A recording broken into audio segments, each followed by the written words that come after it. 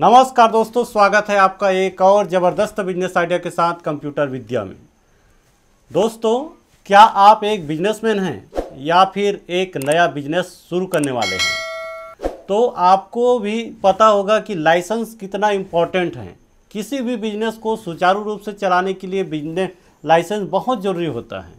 बिना लाइसेंस का हम अपने बिजनेस को लीगली प्रूफ नहीं कर सकते हैं।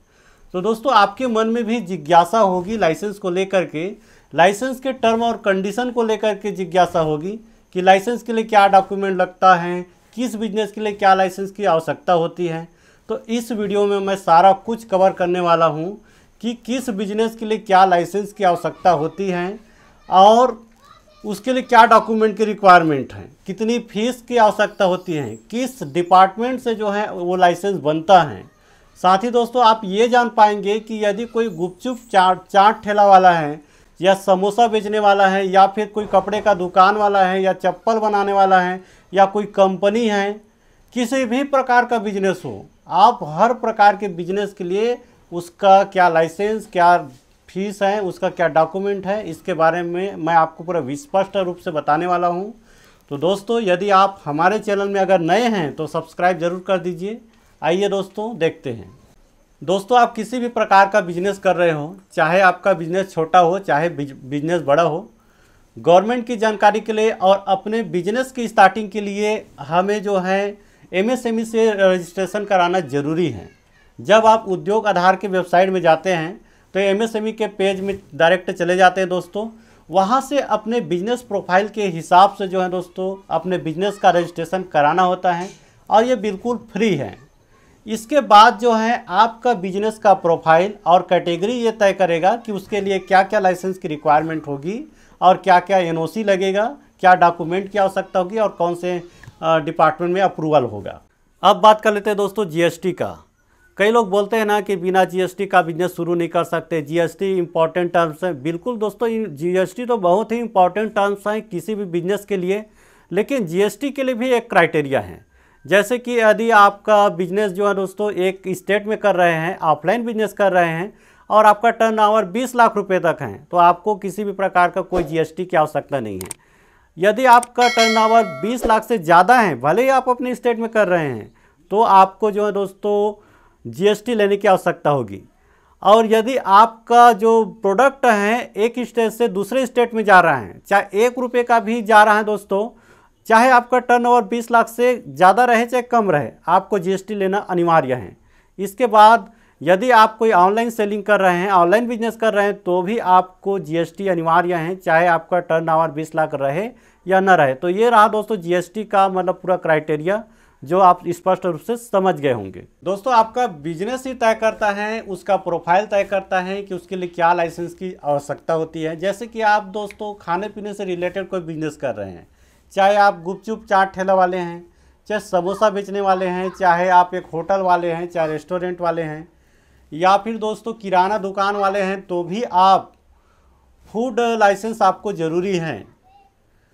लेकिन जब आप फूड लाइसेंस के लिए आप जो है दोस्तों अप्लाई करते हैं, तो वहाँ पर ये क्राइटेरिया है कि आपका जो टर्न ओवर है ये 12 लाख से अगर ज़्यादा है, तब जा कर के आपको फूड लाइसेंस, फसाई का लाइसेंस की आवश्यकता होती है, जिसको यदि आप स्वयं चाहें तो स्वयं ऑनलाइन अप्लाई करके कुछ फीस दे करके जो है दोस्तों आप अप्लाई कर सकते हैं। और इसकी फ़ीस की बात करें तो समथिंग 2000 के समथिंग रहता है। और यदि आपका टर्नओवर जो है दोस्तों 12 लाख से कम है, ऐसी कंडीशन में आप फूड रजिस्ट्रेशन करवाएंगे। और इस प्रकार से दोस्तों किसी भी प्रकार का बिजनेस हो जो खाने पीने से रिलेटेड है, उसके लिए या तो फूड रजिस्ट्रेशन होगा या फिर फूड लाइसेंस। इसके बाद दूसरा कैटेगरी में आता है दोस्तों रोड में जो भी बिजनेस हैं, चाहे वो कपड़े का दुकान हो, चाहे चप्पल दुकान हो, किसी भी प्रकार का बिजनेस जो एक शॉप लगा कर के किया जा रहा है, उस बिजनेस के लिए जो है दोस्तों आपका शॉप इस्टेब्लिशमेंट रजिस्ट्रेशन की आवश्यकता होती है। ये जो रजिस्ट्रेशन है बिल्कुल फ्री है। और यदि हम इसमें लाइसेंस की अगर बात करते हैं दोस्तों, तो ट्रेड लाइसेंस की आवश्यकता होती है।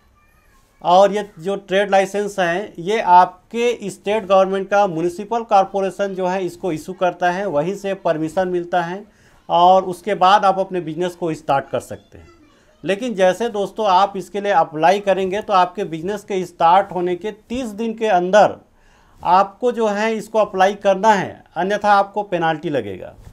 और यदि आपका बिजनेस अच्छा नहीं चल पाया और आप अपने बिजनेस को बंद करना चाहते हैं तो बंद करने के 15 दिन के पूर्व आपको क्लोज के लिए अप्लाई करना है। तो इस प्रकार से आप छोटे लेवल पर जितने भी बिजनेस कर रहे हैं, रोड में एक जगह बिजनेस कर रहे हैं, एक कैटेगरी का बिजनेस कर रहे हैं, तो उसके लिए शॉप इस्टेब्लिशमेंट रजिस्ट्रेशन और ट्रेड लाइसेंस की आवश्यकता होती है।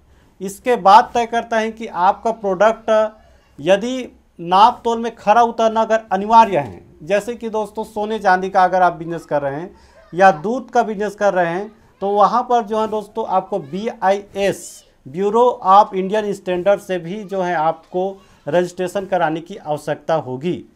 इसके अलावा यदि आप कुछ ऐसा बिजनेस कर रहे हैं जो कि फायर विभाग को डिस्टर्ब कर रहा है, जैसे कि पटाखे का हो गया, या फिर कुछ ऐसा बिजनेस कर रहे हैं जो जंगल विभाग को दिक्कत कर रहा है, जैसे कि दोस्तों लकड़ी से बना हुआ कोई बिजनेस कर रहे हैं तो उसमें हो गया। इसके बाद इन्वायरमेंट को यदि डिस्टर्ब कर रहा है या पब्लिक को डिस्टर्ब कर रहा है तो आपको जो है दोस्तों इसमें NOC लेने की आवश्यकता होगी। या फिर आपका बिजनेस रोड किनारे बहुत बड़ी ऊंची बिल्डिंग पर ऐसा वर्क मतलब आपका बिजनेस चल रहा है तो वहाँ पर आपको बिल्डिंग परमिट की आवश्यकता होगी। तो ये आपके बिजनेस प्रोफाइल के ऊपर डिपेंड करेगा कि और क्या क्या NOC लगेगा और कौन से लाइसेंस की आवश्यकता होगी। जैसा कि मैंने आपको बताया दोस्तों कि ट्रेड लाइसेंस मुख्यतः 4 प्रकार से दिया जाता है। ट्रेड लाइसेंस का एक जो है दोस्तों कहा जाए क्राइटेरिया है, मेनली 2 प्रकार से। तो उसमें ऐसा है कि कोई बिजनेस ट्रेड लाइसेंस के अंतर्गत तब आएगा जब वह एक ही जगह पर चल रहा है और दूसरा एक कैटेगरी को लेकर के चल रहा है। तो यदि आपका फूड का बिजनेस है जो कि आप एक ही जगह में लगाते हैं, आप अपना लोकेशन चेंज नहीं करते हैं, तो फूड लाइसेंस भी जो है आपका ट्रेड लाइसेंस के अंतर्गत आएगा। फूड लाइसेंस आपने बनवा लिया तो ट्रेड लाइसेंस की आपको आवश्यकता नहीं है।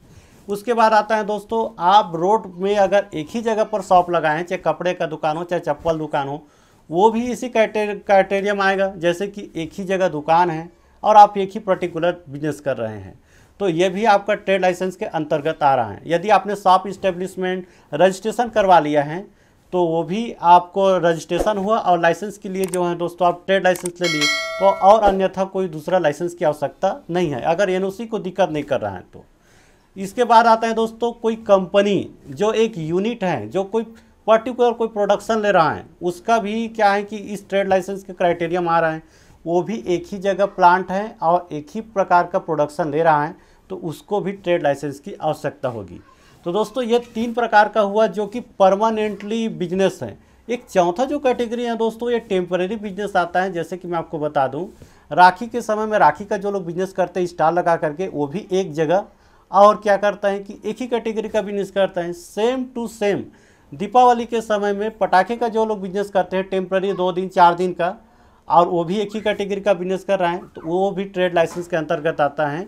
कई लोग ये कमेंट करते हैं कि पटाखे के लिए कौन सा लाइसेंस की आवश्यकता होगी, तो दोस्तों यही है ट्रेड लाइसेंस, जो कि टेम्परेरी लाइसेंस के रूप में इशू होता है। यदि आप परमानेंट अगर शॉप में दुकान खोल रहे हैं तो आपको परमानेंटली आपको जो है दोस्तों लाइसेंस की आवश्यकता होगी, जो कि हर साल या 3 साल या 5 साल आपके बिजनेस प्रोफाइल और कैटेगरी के ऊपर डिपेंड करता है कि कितने साल में वो रिन्यूअल होगा। इसके बाद आता है दोस्तों कंपनी लाइसेंस। कंपनी का मतलब है कि आपका जो बिजनेस है दोस्तों वो मीडियम एंड लार्ज स्केल पर आता है। कहने का मतलब कम से कम दोस्तों आप 5 लाख का जो है आप बिजनेस स्टार्ट कर रहे हैं, या फिर कोई मैन्युफैक्चरिंग बिजनेस कर रहे हैं, जैसे कि आप अगरबत्ती मैन्युफैक्चरिंग ही कर रहे हैं, चप्पल का ही मैन्युफैक्चरिंग कर रहे हैं। यदि आप छोटे लेवल पर कर रहे हैं दोस्तों, तो जैसा कि मैंने आपको बताया कि ट्रेड लाइसेंस की आवश्यकता होगी, शॉप इस्टेब्लिशमेंट रजिस्ट्रेशन की आवश्यकता होगी, वो तो हो गया। लेकिन आप इसे बड़े पैमाने पर कर रहे हैं तो आपको जो है दोस्तों निगम लाइसेंस की आवश्यकता होगी, जो कि कंपनी एक बिजनेस के अंतर्गत आ जाता है।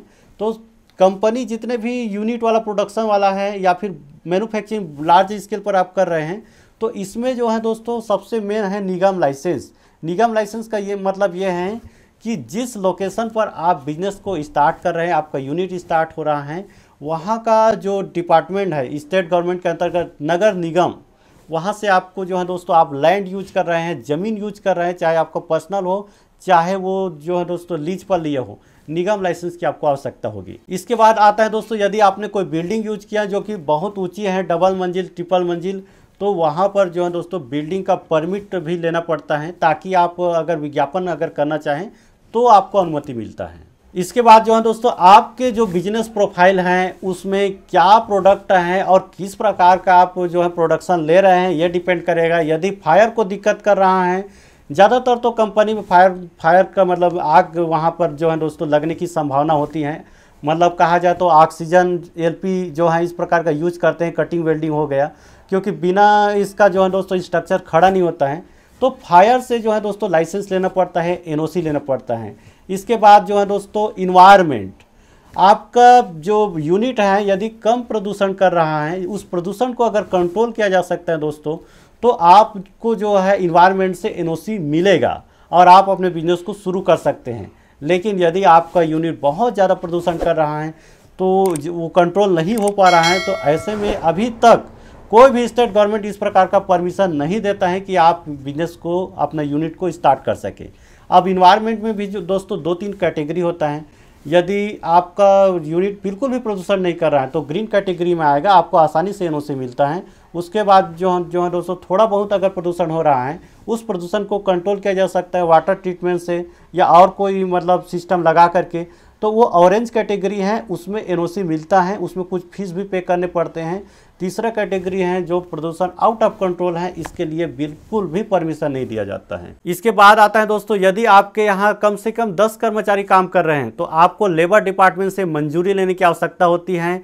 और लेबर डिपार्टमेंट में जो इंस्पेक्टर होते हैं दोस्तों, वो समय समय पर जो है चेकिंग करने के लिए आते हैं कि वहाँ पर लेबर के कंडीशन क्या है, आपका बिजनेस किस प्रकार से चल रहा है, ये सारा कुछ। और आपको साथ ही जैसे कि 10 कर्मचारी से ऊपर हैं तो आपको ईएसआई और ईपीएफ जो है कवर लेना पड़ेगा। ईएसआई का मतलब ये है दोस्तों कि जो आपके कर्मचारी काम कर रहे हैं उसके लिए जो है इंश्योरेंस, ये जो है कर्मचारी के सैलरी को ही काट करके मतलब कि किया जाता है। और जो ईपीएफ है दोस्तों, वो कर्मचारी के सैलरी को ही काट करके उसके लिए भविष्य निधि के लिए पैसा जमा किया जाता है। इसके बाद जैसे कि आपका प्रोडक्ट मान लिया जाए दोस्तों एकदम नाप तोल में खरा उतरना है तो वैट रजिस्ट्रेशन की आवश्यकता होती है। और कोई भी बिजनेस हो दोस्तों, चाहे वो छोटे स्तर पर हो चाहे बड़े स्तर पर हो, एमएसएमई से रजिस्ट्रेशन करवाना अनिवार्य है। एमएसएमई से रजिस्ट्रेशन का बहुत सारे फायदे हैं दोस्तों। एक तो आपका बिजनेस लीगली प्रूफ होता है, दूसरी बात यह है कि आपके प्लांट में जो भी मशीनरी यूज हो रहे हैं, आप नया मशीनरी खरीदना चाहते हैं तो आपको क्या मिलेगा, उसमें छूट मिलेगा। और साथ ही साथ आप लोन के लिए भी आसानी से अप्लाई कर सकते हैं। और बहुत सारी सुविधाएं हैं जो गवर्नमेंट जो है लार्ज स्केल वाले यूनिट को देते हैं, वो सारा लाभ आप उठा सकते हैं। तो दोस्तों आपने जाना कि कंपनी के लिए कौन कौन से मतलब लाइसेंस और रजिस्ट्रेशन की आवश्यकता होती है। और रही बात इसका रिन्यूअल का दोस्तों, तो आपके बिजनेस का प्रोफाइल और कैटेगरी ही तय करेगा कि वो 1 साल में रिन्यूअल होगा कि 3 साल में रिन्यूअल होगा कि 5 साल में रिन्यूअल होगा। दोस्तों अब बात कर लेते हैं डॉक्यूमेंट की क्या रिक्वायरमेंट होती है। तो दोस्तों किसी भी प्रकार का बिजनेस हो, मेनली जो डॉक्यूमेंट की रिक्वायरमेंट होती है मैं आपको उसको बता रहा हूँ। आपका पर्सनल डॉक्यूमेंट जरूरी है, चाहे किसी भी प्रकार का रजिस्ट्रेशन करवाएं, चाहे लाइसेंस के लिए आप जो है अप्लाई करते हैं। पर्सनल डॉक्यूमेंट के अंतर्गत आपका आधार कार्ड आ जाता है दोस्तों, वोटर आईडी आ जाता है और पासपोर्ट साइज फ़ोटो आ जाता है। और आपका एक ऐसा कॉन्टैक्ट नंबर होना चाहिए जो परमानेंट हो। इसके बाद आता है आपका प्रॉपर्टी डॉक्यूमेंट। यदि आप जो भी बिजनेस के लिए लैंड यूज किए हैं दोस्तों, आपका स्वयं का है तो आपका जो ज़मीन है वो पूरा प्रूफ होना चाहिए, विद टाइटल और एड्रेस प्रूफ होना चाहिए। यदि उस ज़मीन को आपने लीज पर ले लिया दोस्तों, तो लीज एग्रीमेंट एनओसी के साथ में होना चाहिए। इसके बाद जैसे कि दोस्तों आपने एनओसी लिया है तो एनओसी का डॉक्यूमेंट लगेगा। यदि आप रिन्यूअल करवा रहे हैं तो लाइसेंस का लगेगा। तो ये इस प्रकार से जो है डॉक्यूमेंट की रिक्वायरमेंट होती हैं। अब बात कर लेते हैं दोस्तों फीस का। तो फीस के लिए जैसे कि मैंने आपको बताया दोस्तों, सबसे पहले फूड लाइसेंस के बारे में बताया।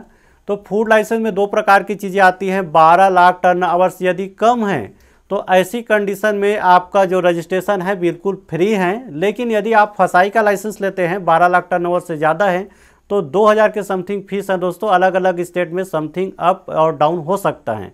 इसके बाद जैसे कि आपका छोटा सा दुकान रोड में इस्टेब्लिश है, एक जगह इस्टेब्लिश है, आप ट्रेड लाइसेंस लिए हैं, तो उसमें जो है दोस्तों बिजनेस के प्रोफाइल के हिसाब से 200 रुपये, 250 रुपये, 300 रुपये इस प्रकार से फीस रहता है। इससे ज़्यादा फीस नहीं होता है।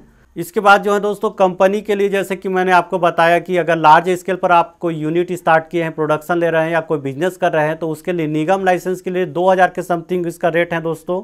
ये थोड़ा बहुत अप डाउन एरिया के हिसाब से हो सकता है।